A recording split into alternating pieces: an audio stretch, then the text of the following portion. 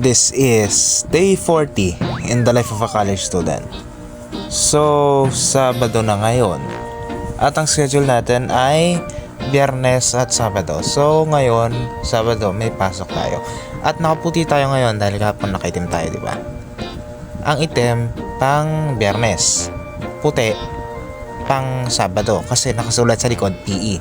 At ang PE namin sa Sabado. Ayan. O, eto na. Mag-hiking pa tayo.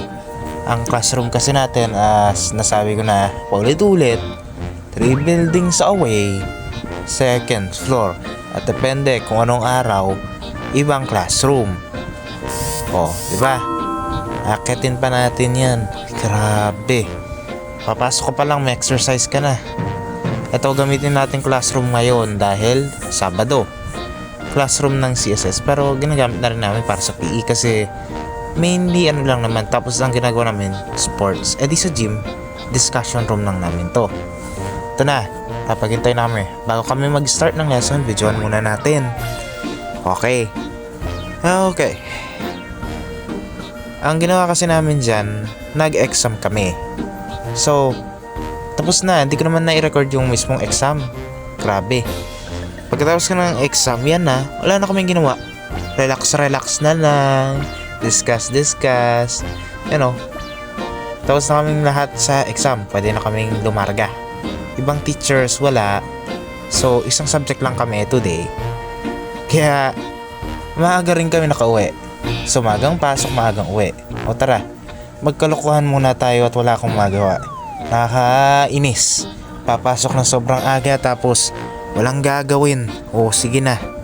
Tara, magkalokohan muna tayo.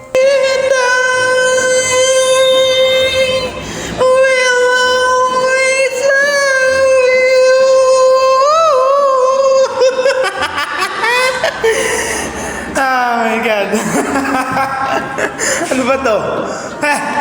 Sakit sa ulo. Ayoko niyan. Susunod na. Aray mo. Pagkatapos naman ng kalokohan, uuwi na. Kasi nga, isang subject lang tayo today. Last week pa kasi nagpaalam yung isa nating teacher, hindi siya available. At yung isang teacher naman, may ginawa yatang event last yesterday, basta kahapon may event siyang ginawa.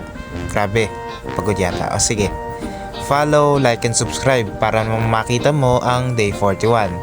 O sige na, yan lang naman ang ginawa ko ngayong day 40. Bye bye!